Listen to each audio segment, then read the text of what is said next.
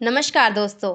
Devotional story में आपका स्वागत है। आज की कहानी बहुत ही इल्मी और अहम होने वाली है, इसलिए इसे गौर से सुनना ना भूलिए। तो चलिए कहानी शुरू करते हैं। पुराने जमाने की बात है। किसी गांव में एक बहुत ही आलिम पंडित रहता था। एक दिन वो अपने बचपन के एक दोस्त से मिलने गाँव जा रहा था। इसका वो दोस्त बचपन से ही गूंगा और एक पैर से माजूर था। पंडित के गांव से इसके दोस्त का गांव काफी दूर था और रास्ते में कई छोटे छोटे गांव आते थे। पंडित अपने ध्यान में चला जा रहा था कि रास्ते में इसे एक आदमी मिला जो इसके साथ चलने लगा। पंडित इस आदमी को देखकर खुश हुआ और सोचा कि अच्छा हुआ, साथ चलने से सफर आसानी से कट जाएगा।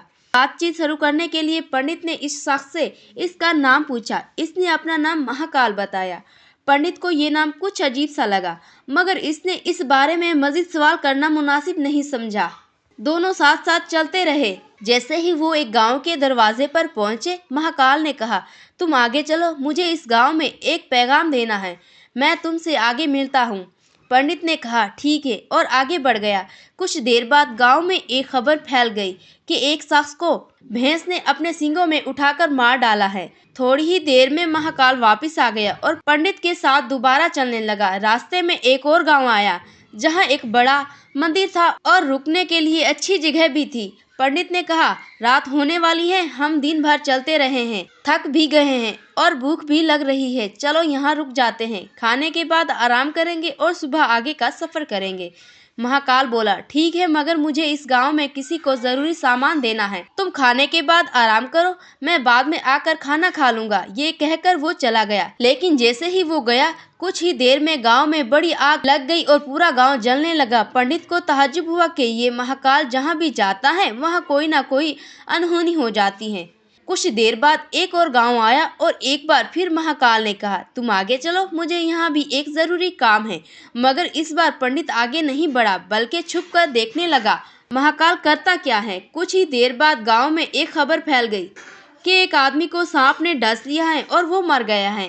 ठीक इसी वक्त महाकाल वापस आया। पंडित से अब सब्र ना हुआ और इसने पूछ लिया, तुम जहाँ भी जाते हो वहाँ कोई ना कोई मर जाता है, आखिर तुम हो कौन? महाकाल मुस्कुराया और कहा, पंडित जी, मैंने तुम्हें बहुत दाना आलिम समझा था, इसीलिए तुम्हारे साथ चलने लगा, मगर तुम अभी तक मुझे पहचान नहीं पाए।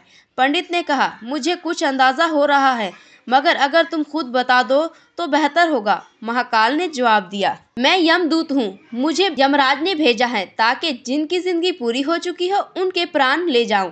ये सुनकर पंडित घबरा गया, मगर हिम्मत करके पूछा, अच्छा तो ये बताओ अगली मौत किसकी है?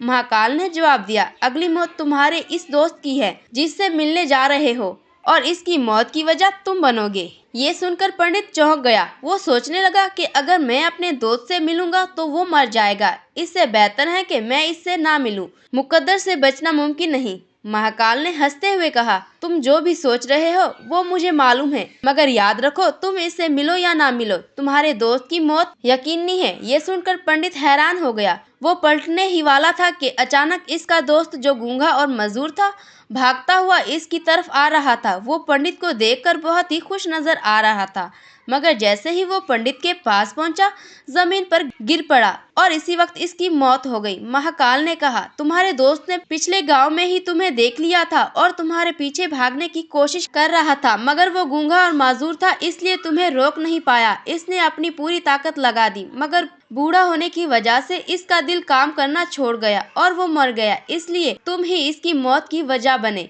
अब पंडित को मुमकिन यकीन हो गया कि महाकाल वाकई यमदूत हैं। अचानक पंडित के दिल में अपनी मौत के बारे में जानने का ख्याल आया। इसने महाकाल से पूछा, क्या तुम मुझे बता सकते हो कि मेरी मौत कब और कैसे होगी? महाकाल ने कहा, तुम्हारी मौत आज से ठीक 6 महीने बाद होगी, और वो भी किसी दूसरे राज्य में, जहाँ तुम खुद खुशी खुशी फांसी कबूल करोगे। यह कहकर महाकाल वहां से चला गया। पंडित बहुत घबरा गया। इसने सोचा कि अगर मैं किसी दूसरे रियासत में जाऊंगा ही नहीं तो मैं मर नहीं सकता, इसलिए वो अपने राजा के पास गया और पूरी बात सुनाई। बादशाह के वजीरों ने मशवरा दिया कि पंडित को महल में ही रखा जाए ताकि वो दूसरे राज्य ना जा सके। किस्मत का खेल। 6 महीने बाद जिस दिन पंडित की मौत होनी थी, वो नींद में चलने की बीमारी के सबब महल से निकलकर दूसरे राज्य में जा पहुंचा। वहां वो सीधे दूसरे राज्य के सोने के कमरे में जाकर सो गया। सुबह होते ही राजा ने गुस्से में इसे फांसी देने का हुक्म दे दिया। जब पंडित को फांसी दी गई तो सूत के धागे से इसकी गर्दन की रग कट गई और वो मर गया। महाकाल की पेशगोई सच साबित हुई। मौत से कोई नहीं बच सकता और जो लिखा है वो होकर ही रहेगा।